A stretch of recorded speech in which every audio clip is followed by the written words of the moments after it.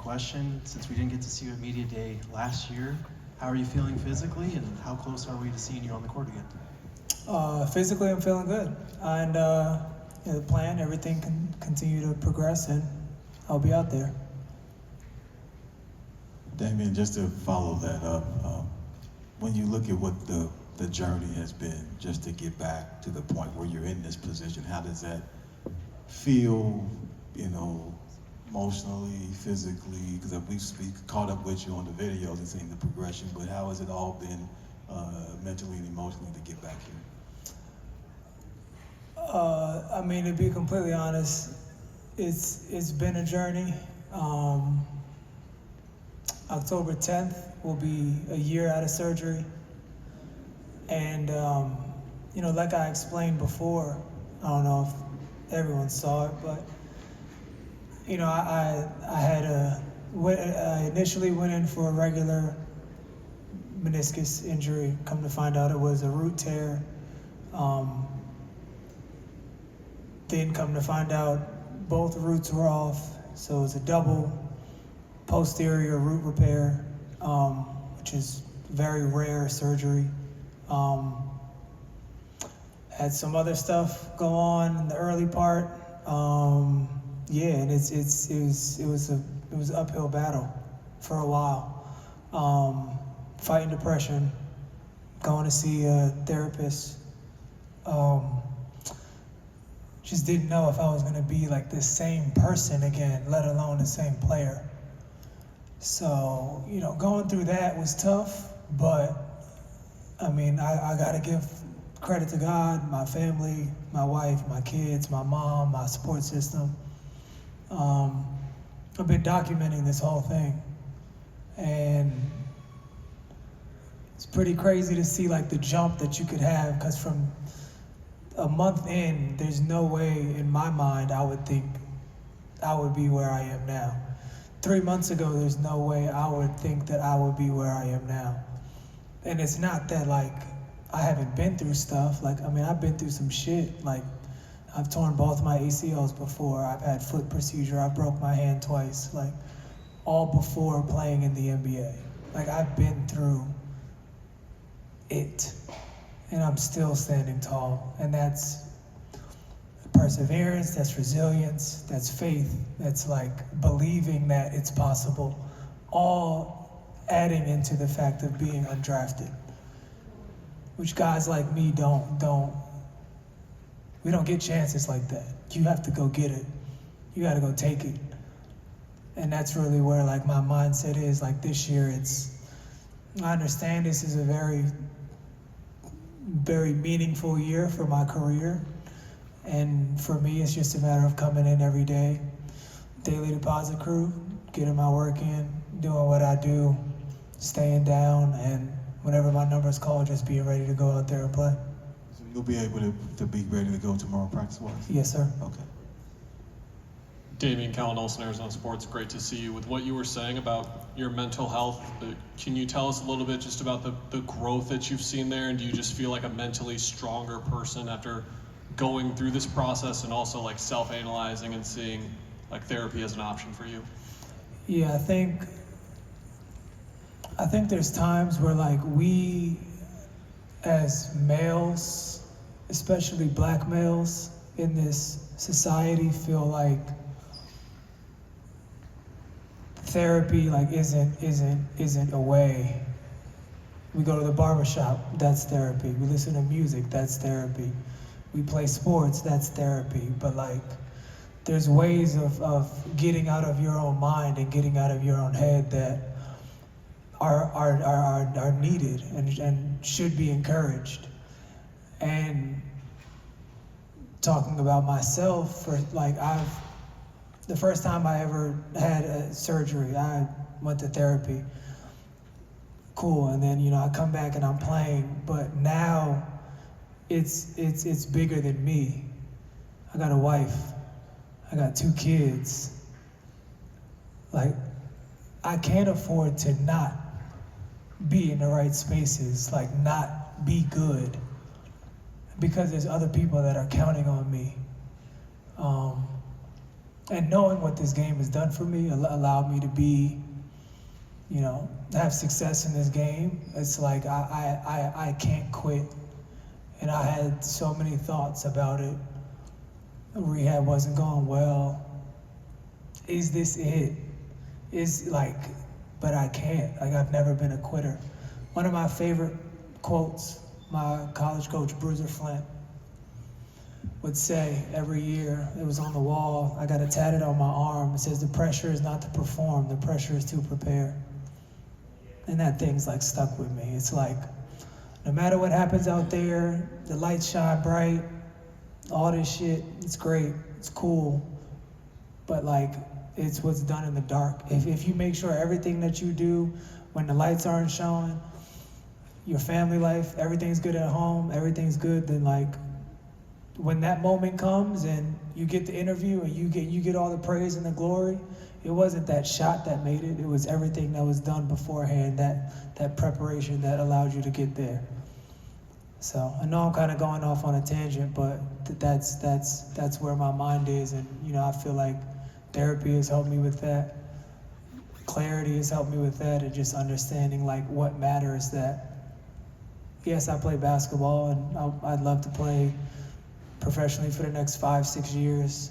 Love to run around with my kids after that, but like, basically if I did not have the surgery last year, I would have had to have a knee replacement in the next 3 to 4 years. You mentioned that you thought that this could be it. Do you remember the point when you got on the court in the last couple months and you realized this wasn't it, and just what that did for you, the lift that it gave you, that you weren't going to continue? Yeah, I mean, it was sometime between that 3 to 6 month mark, once I was moving a little bit on the court, and then between that 6 to 9 month mark, and then like the last like 2-3 months, was really where I felt like I started to turn the corner. I mean, like I talk about the depression piece. Like I was up to 225. Like if you guys look back at pictures of me in February, April, whatever, sure, I wasn't able to be as active. Okay, cool, like that makes sense, so that plays a part, but I was up to 225. My playing weight is like 202. So like that, once again, that's another thing that is like a layer where people look at us, you know, social media, whatever, fans, and they look at us and think that we're superheroes, but like, we're real people going through real life shit. And I'll never take anyone's story, what everyone goes through, for granted, because I have my own mountains, and my valley could be someone else's mountain. And it's just like taking yourself out of it and just thinking of perspective. So that's like the biggest thing that I've taken out of this whole thing. Hey, Damion, Mason Wood with Back Sports Page. Over the off season, you got to go up to Louisville and do a camp up there with a bunch of kids. What was that like for you? And was there any takeaways from that you're able to use in your career and in your future, like as a father and stuff like that? Yeah, I mean, that's part of my Damion Lee Family Foundation. Me and my mom have been doing that since 2017, so 7 summers now. And like every time I go back to Louisville, I normally have my golf event planned around that same time, and then I'll just do a free camp for kids. And for me, it's like I want those kids to see that it's attainable, to see that I'm a real person. I may not be the overall best player in the league, but I'm one of the 450. I'm one of the 500. I'm one of 5,000 people to ever put on a jersey, one of X amount of people to ever be a part of a championship team. So like, I want these kids to see that it's tangible. And my main thing that I preach to them is not, you can be me, you can be in the NBA. Sure, anyone can say that, but what are you gonna do for the next generation? The main goal is to go to college. You go to college, you get free scholarship, you come out with no debt. Then after that, you travel the world, whether it is the NBA, whether it's overseas, and then you're the light, you're the vessel, you're the source that can go back to your community, and then you can be the hope for the next generation.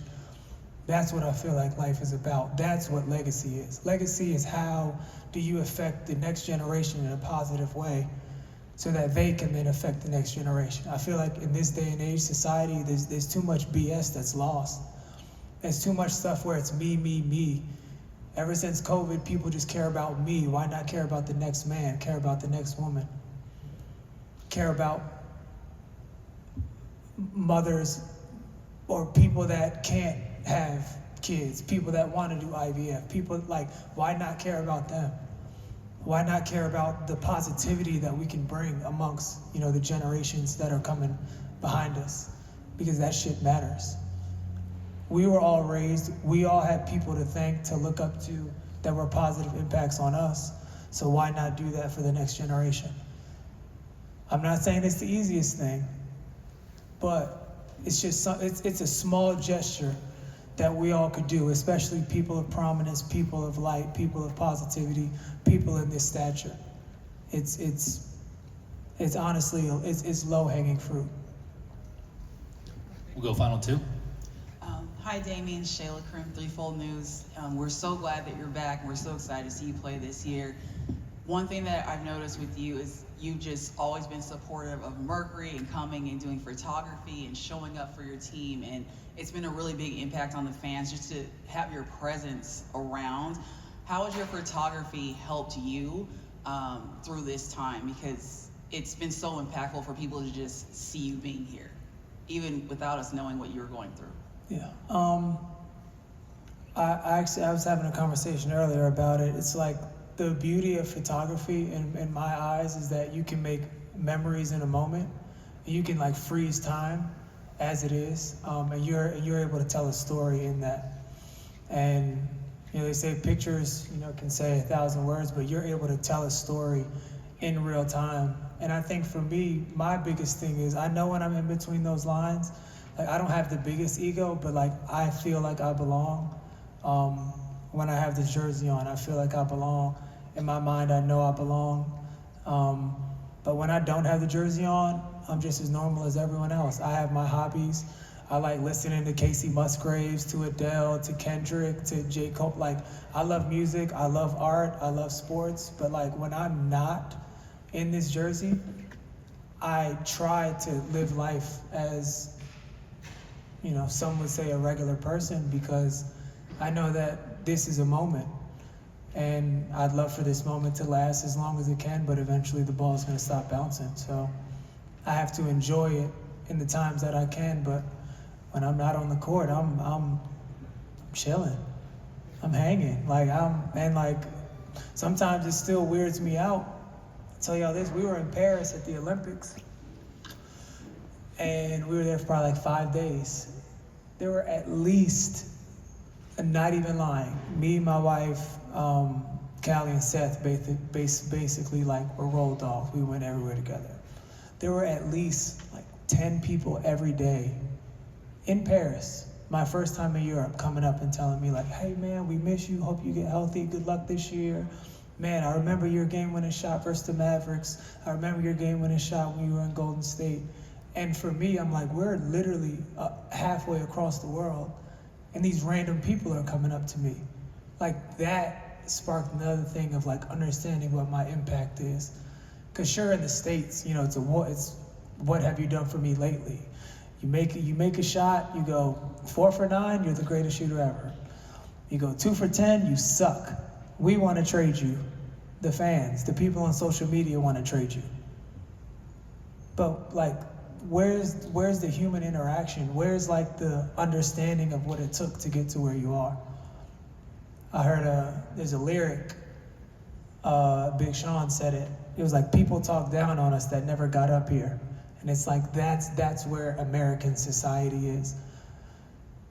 And it's just the reality.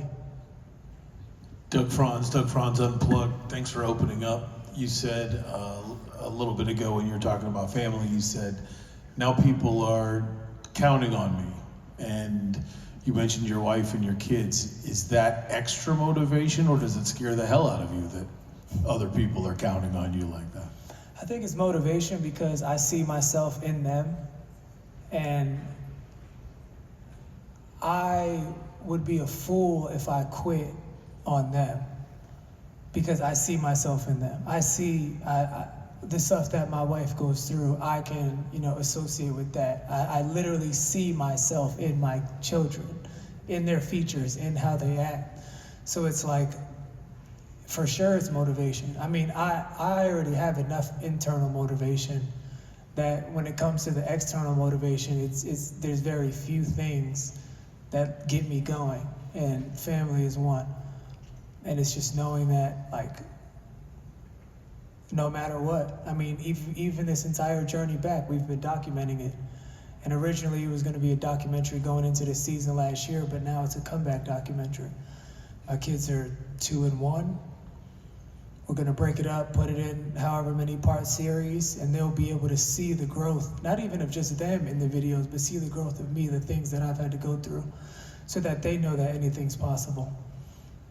Like I told you, I have been through a lot to be here today, and I would be damned if I give up. That's not even an option. You know what I mean? So for sure it's motivation. Some things are scary, but that's not one of them. All right. Thanks, Ely. Appreciate it, y'all. Thank you, sir. See y'all soon.